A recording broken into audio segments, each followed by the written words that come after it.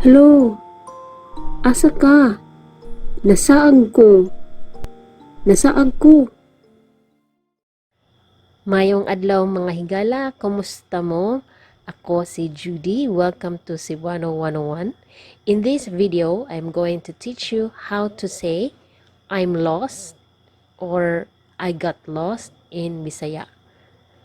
There are two ways to say I'm lost or I got lost. The first one we have nawala ko.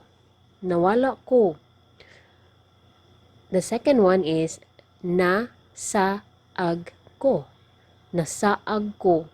Nasaag ko. Okay? I'm lost or I got lost.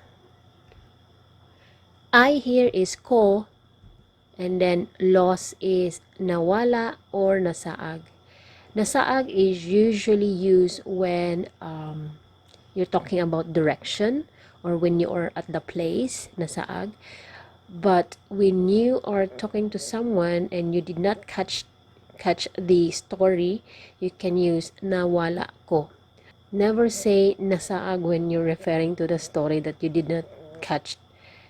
Okay, so nasaag is only for you're talking about that you are really lost in a place.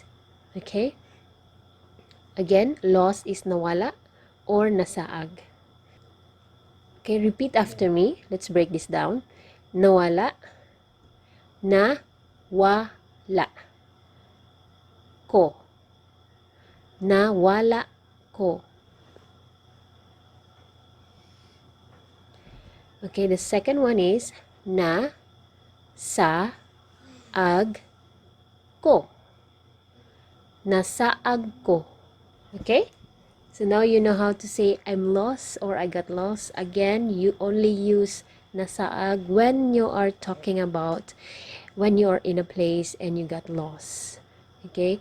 Nawala or nawala, you can also use this when you are talking to someone or maybe your friend, and your friend told you something about the story and you got lost along the way. So you can use nawala ko. That means you did not catch the whole story. Okay? Hello, asa ka? Nasaan ko? Nasaan ko? If you want to fast track your learning of the Bisaya language, head over to our site, cebuano101.com. There are a lot of lessons there for you that you can study. Yeah, that's all for today. I hope to see you again next week for another lesson. Bye!